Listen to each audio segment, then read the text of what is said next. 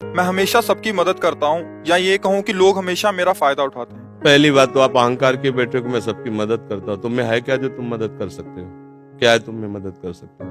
न तुम्हारे में बुद्धि है, न बल है, न इतने बड़े धनी हो, कुबेर का खजाना तो है नहीं, और बुद्धिमान ब्रह्मा वाली बुद्धि तो है नहीं।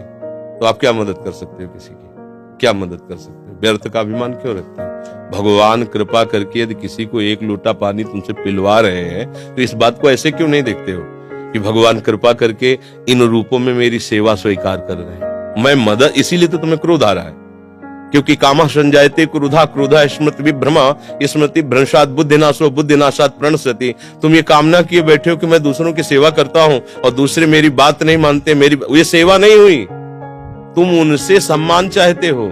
हमने तुमको पानी पिलाया, तुम्हें प्रणाम करो, हमारी बात मानो, हमारे अनुकूल चलो। इसे सेवा थोड़ी कहते हैं। सेवा कहते हैं नेकी कर दरिया में डाल।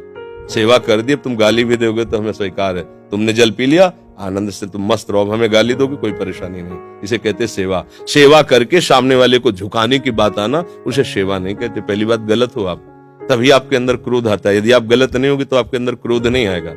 कामा संजायते क्रोधा, कामना है तभी क्रोध का प्रादुर्भाव होता है। क्या कामना है? कि हमने तुम्हारा सहयोग किया, हमने तुम्हारा हित किया और तुम हमारा बुरा करते हो तो क्रोध आ जाएगा।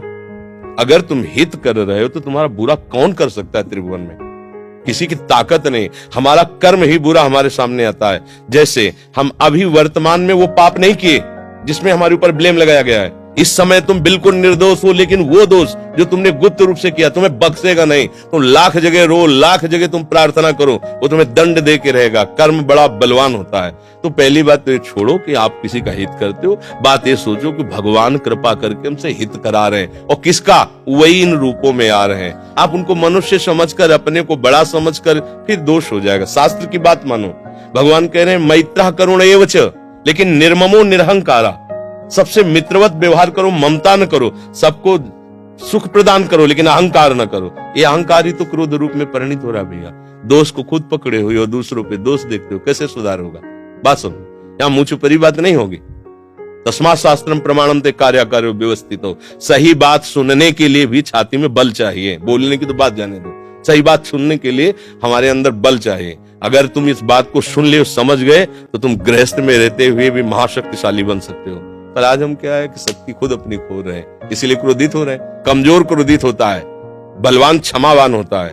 बलवान क्रोधित नहीं होता है, कमजोर को क्रोध आता है, कामना युक्त को क्रोध आता है। हम दूसरे का हित कर रहे हैं, ये अहंकार है। हम एक यंत्र हैं, भगवान यंत्री हैं, वो जैसा हमसे करवा रहे वैसा हो रहा है। हमें ये भावना रखनी है, हम करने लायक हैं। एक श्वास भी नहीं ले सकते इस तरह में, ऐसे भी नहीं कर सकते। अगर वहां से ऑफ हो जाए तो तुम एक श्वास नहीं ले सकते, फिर क्या होगा?